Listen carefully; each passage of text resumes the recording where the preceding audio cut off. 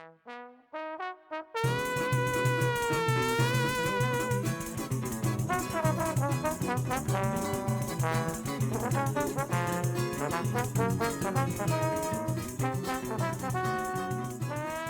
é que você mora? Olá pessoal, para quem não me conhece, meu nome é Osmário Estevam Júnior, né? Osmário Júnior Trombone, que eu uso como nome artístico. Eu sou um paranaense que mora no Rio de Janeiro. Resolvi gravar esse vídeo para tentar ajudar aí o pessoal que é iniciante no trombone, que está começando, que tem o instrumento em casa e estão querendo estudar. Porque uma das grandes dificuldades, principalmente para quem está começando, é como estudar sozinho em casa, sem estar com o professor por perto. Então eu gostaria de passar algumas dicas assim, para ver se eu ajudo em alguma coisa, né? E assim eu passo meu tempo aqui também e mantenho meus estudos, meu foco no trombone. Com relação a estudar em casa, eu aprendi com meus professores, foi da importância da gente elaborar um cronograma de estudos, né? E ter uma rotina de estudos, né?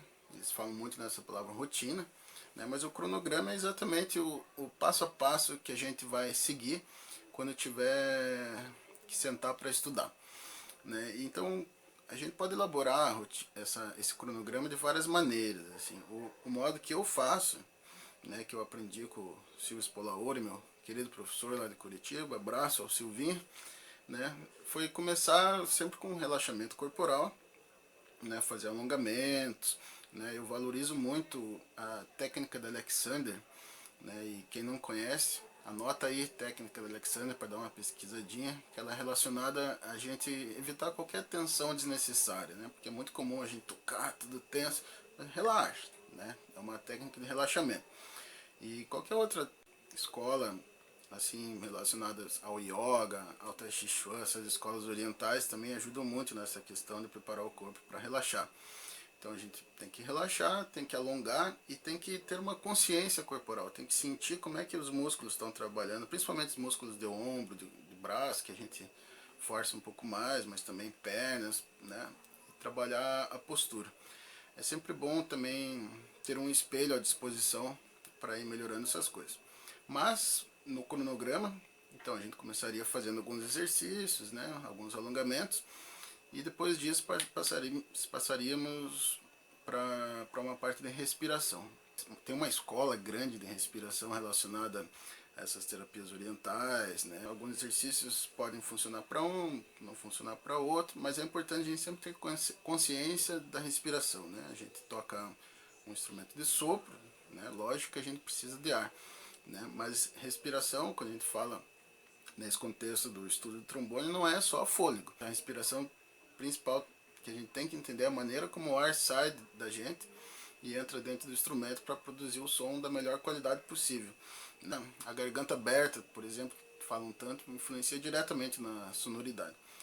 E a gente vai falar de diafragma, de várias coisas assim, que é muito fácil de falar, mas é difícil de entender, né? E a gente só entende realmente essas coisas fazendo exercícios ou na nossa prática tocando aí, né? Mas as informações são sempre válidas, né? Mas sem exercício nada funciona. A gente precisa treinar o corpo e para se adaptar com o instrumento. E depois dessa parte de respiração, dessa preparação, teria uma parte de pré-aquecimento, que envolve os estudos de buzzing com bocal, né? Fazer a abelhinha, a famosa abelhinha, para quem não conhece, né? São exercícios que a gente faz apenas com o bocal, né?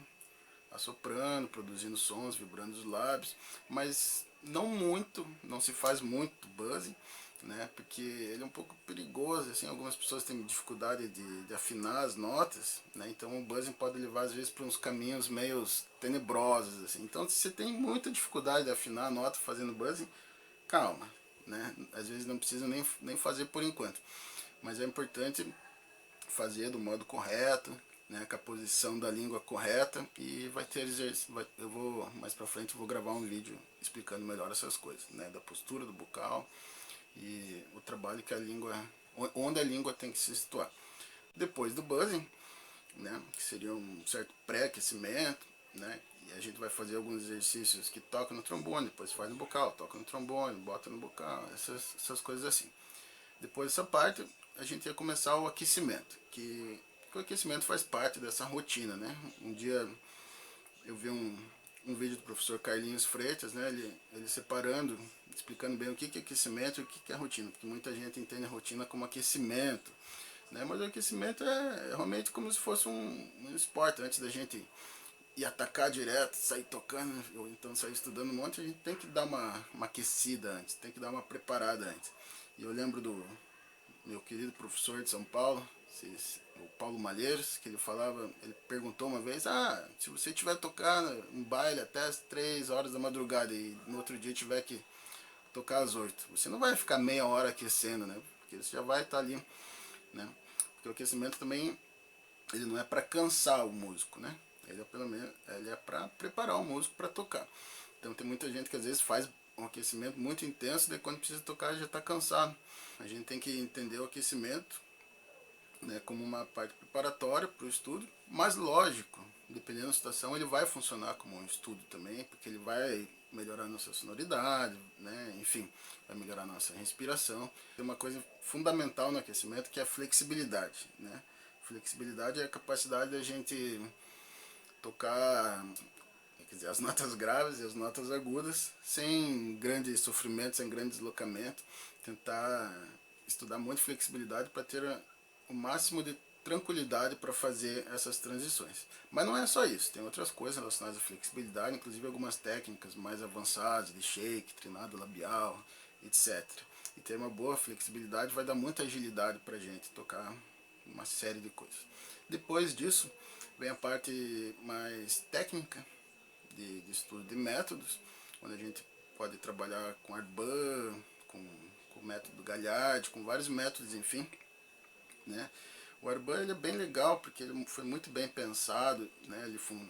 Você pode trabalhar os exercícios de várias maneiras, com várias articulações, com vários andamentos, né? Você pode trabalhar ele, inclusive, com várias interpretações, e ele vai envolver intervalos, né? Arpejos, mas, né? Depois de a gente, no cronograma, depois de a gente se dedicar ao estudo de método, e tem outros métodos também, Peretti, Lafosse, né? O método, eu gosto muito do método Charles Vernon para trombone baixo, enfim, tem uma série de métodos que vão dar bastante técnica e agilidade para a gente, né? Depois disso, seria uma outra sessão que também tem a ver com técnica, com agilidade, mas é mais direcionada ao conhecimento da música em si, das regras da música, da harmonia principalmente, que seria o estudo de escalas e arpejos. Acho que para um músico mais rodado, ou que tem interesse em desenvolver improvisação, por exemplo, essa talvez seja a parte mais importante desse cronograma, né? Que não pode ser negligenciado de jeito nenhum. E as escalas, lógico, tem milhões de maneiras de fazer escalas, né? A gente pode fazer inicialmente lendo partitura, depois faz tudo de ouvido, né? Mas de modo algum eu sou contra aprender a ler partitura. Mas a gente precisa trabalhar o ouvido para tocar música popular. A gente tem que tirar a música toda hora, né? Nem sempre eles vão te oferecer uma partitura, né? Os caras te chamam para tocar uma banda, não vai ter partitura, dificilmente você vai ter as coisas escritinhas lá. E sinceramente, gente, não precisa. E se você quer tocar um chorinho também, às vezes é muito melhor você tirar ele do ouvido do que você ficar lendo. E para tocar então nos blocos, nas ruas, que o pessoal toca andando, não tem nem como usar a partitura. Então a gente precisa dar um direcionamento grande para o ouvido. Essa questão de tirar músicas, né, vai ser muito importante. Se a gente tiver um conhecimento de escalas, de arpejo, de harmonia, de tonalidades, vai ajudar muito nisso. Fica muito mais fácil tirar uma música quando você sabe quais são as principais notas daquela tonalidade, quando você sabe quais são as notas de passagem, etc. Enfim, depois dessa parte de escalas e arpejos, que tem que ser bem intensa, a gente vai começar a trabalhar repertório. O cronograma ele foi o seguinte, né? Resumindo, preparação do corpo, respiração, pré-aquecimento com o buzzing e com o instrumento, aquecimento com notas longas e flexibilidade e vários tipos de articulação em todas as regiões do instrumento. Depois vem método, né? Arban, exercícios, leitura. Dentro do método também tem muitos intervalos, né? Coisas assim. Depois disso seria a parte de escalas e arpejos, inicialmente trabalhando com leitura, mas também tentando trabalhar muito com o ouvido. E depois vem a parte de repertório. Nessa parte a gente pode tentar tirar algumas músicas, pode ler, né? Daí depende muito do nível de cada um, né? Com os alunos mais avançados a gente pode conversar mais sobre interpretação, sobre o que é swing, o que é ginga no trombone, né? Ou pelo menos discutir essas coisas, né? Não precisa definir uma coisa tão especificamente, mas é sempre bom a gente estar com esses parâmetros na cabeça, com essas linguagens, né? Para a gente poder interpretar. É essencial que a gente conheça muitos trombonistas, né? Então eu vou falar disso, vou falar de trombonistas, e aqui eu vou fazer um link com a minha formação musicológica e vou falar de um pouquinho da história do trombone e da história de grandes músicos que tocaram trombone. A parte de interpretação, ela é isso, né? Toda vez que a gente vai tocar alguma coisa, a gente tem que fazer escolhas. E essas escolhas que vão dar um norte da nossa interpretação. É o jeito que eu vejo, né? Se alguém discordar, tudo bem. Mas para mim, interpretar é a capacidade de fazer escolhas dentro da música. É saber a hora que você vai fazer um fraseado crescendo, um decrescendo, quando você vai articular mais staccato, quando você vai tocar mais notas longas, né? E músicas como Choro, por exemplo, trabalha com isso de diversas maneiras. Você pode tocar a parte A na primeira vez, tudo articulado. Depois toca ela mais ligadinha. Depois você mistura as duas coisas. Coloca ali várias ligaduras, coisas assim, acentos, né? Essa coisa da ginga, do swing, tem muito a ver com as acentuações. Uma ideia meio percussiva, inclusive, para tocar certos tipos de música. E é isso, né? Vou finalizar esse vídeo por aqui. Esse é só uma introdução do que eu quero ver com vocês, tá certo? Então se cuidem aí, né? Cuidem dos seus pais, dos seus avós, dos seus filhos. Isso vai passar. E quem sabe quando passar vai estar todo mundo tocando mais do que estava quando começou, né? Vamos aproveitar esse momento para estudar um pouquinho. E para mim a melhor terapia é tocar, né? Quando eu estou tocando eu estou meditando, estou relaxando, e eu espero contribuir, né? Vou começar a lançar esses vídeos na minha página do Facebook. Eu conto com a ajuda dos amigos para divulgar, e me coloco totalmente à disposição para tirar qualquer dúvida ou simplesmente para bater um papo sobre trombone. Feito? É isso aí, galera. Forte abraço, vamos se cuidar e tamo junto.